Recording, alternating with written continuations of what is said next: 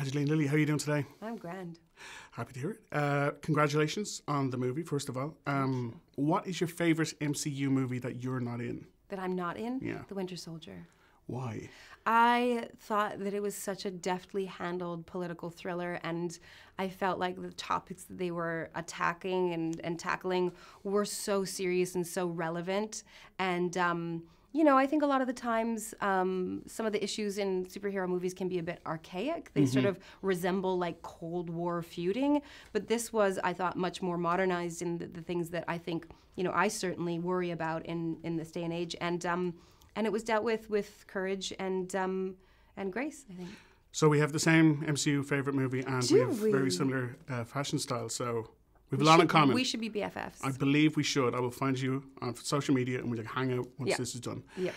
I have to congratulate you on the movie, first of all. First female above the line. You're in the title there. Above the line? Above the... you're right there in the title? Yeah. The film also features a very strong female antagonist, and everyone is trying to save a female who essentially has, in the past, saved the world. So there's a very strong female vibe coming from every angle of this film. Was that something that was planned out in advance, or is that just kind of the way it worked out from the first movie? Well, I think it was a little bit of both. I think that the first movie lent itself immediately to the search for Janet. I think once Scott came back from the quantum realm, it was obvious that Hank and Hope would be curious about whether or not it was possible to bring her mother back.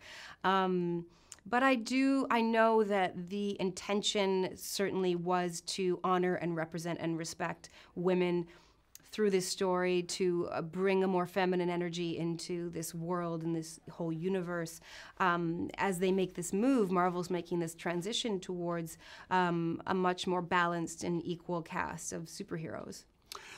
When it came to the action stuff, how involved did you want to be in the stunts? Because it would be very easy, because your character wears a mask, to just get someone else to do it if you wanted to, if you're so inclined. But did you want to get rough and ready yourself? I wanted to do everything I could. I was like, I get to be on a harness on a wire. That was what I was most excited about. I was so excited to fly. I've always wanted to fly, and I've always wanted to do harness work.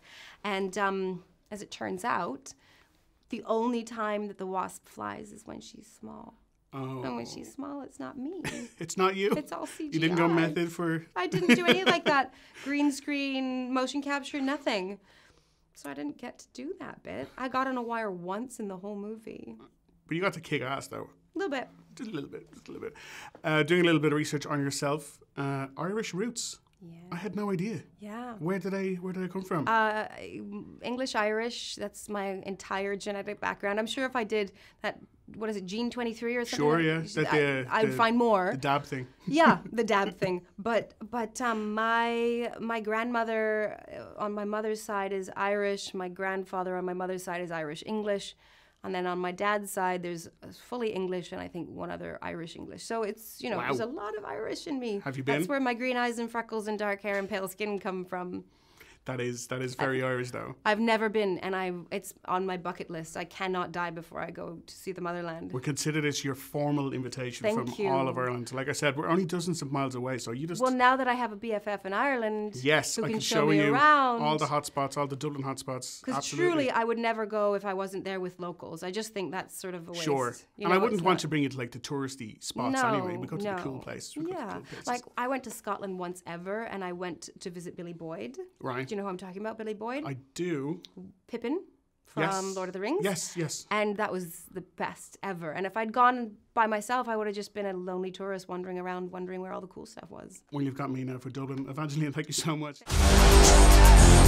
Dr. Pym, I actually heard what happened to you. You opened up the quantum realm. That's when this crazy creepy ghost who like walks through walls and stuff. Stole your tech. And now she wants to take over the world or whatever. Who would have believed that in your hour of need, you would turn to us? Not me. Because we robbed you. Do you remember? That's us. The only chance we've got is both of you. Ant-Man and the Wasp teaming up.